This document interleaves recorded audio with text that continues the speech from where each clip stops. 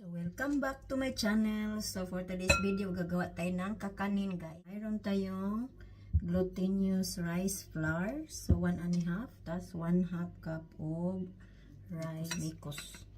Saka, ilagay yung ating 400 ml of coconut milk. I-combine na naman natin. So, ayan. Hanggang maalis ang buo-buo. So, ayan na siya. Tapos ilagay yung ating 1/2 cup of condensed milk. Saka natin i-combine. Ayan.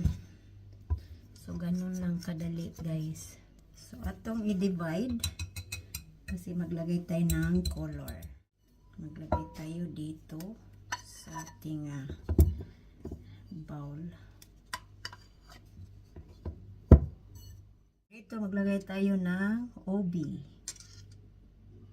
Dito naman meron tayong pandan. Tapos pwede natin siya dagdagan ng color kung gusto natin ng intense na pagkabalulit. So ayan na siya, guys. So ito naman. So i-combine natin.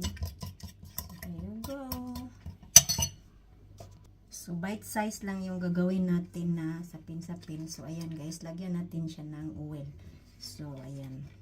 Kasi spread natin. Para hindi magdikit. Saka natin siya i-steam. So, ilagay natin yung ating mga form. So, una, ilagay natin yung violet, guys. So, divide natin. So, 3 kulay. So, konti lang ang ating ilalagay muna. So, saka natin siya i-steam siya, guys. Yung unang layer. Saka natin takpan. So, i-check natin mamaya. Saka natin ilagay yung ibang kulay. So, dito naman, guys, magsangag tayo na desiccated coconut. Instead of gagawa ka ng coconut kernel, matagal kasi yun siya, guys. Tapos, lagyan natin siya ng sugar or brown sugar. Kunti lang. Puin na natin hanggang sa mag-brown siya, guys. Lagyan natin siya ng white. So, ayan siya, guys. Kunti lang. So, ayan siya, guys. Saka natin takpan ulit. So, ayan na siya, guys. Ready na. Lamigin na lang natin. Saka naman natin ilagay yung ating color green. Ayan na siya, guys. Continue the process. Ayan. So, luto na siya, guys. Tanggalin na natin. There you go. Ayan.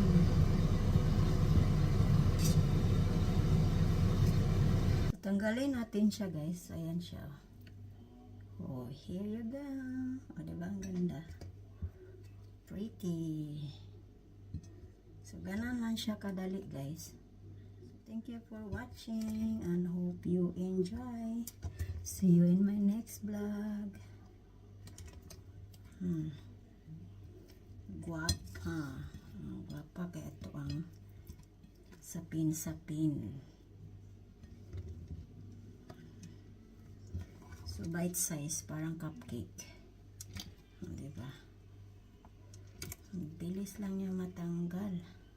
Basta lagyan ng oil. Saka natin lagyan ng ating coconut, guys. So, ayan. Here you go.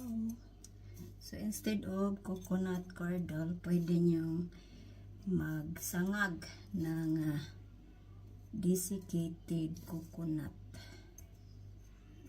Ipa-brown nyo lang siya, guys. So, pwede na. So, ayan. Pwede nyo dami. Here you go. Thank you for watching. Hope you enjoy.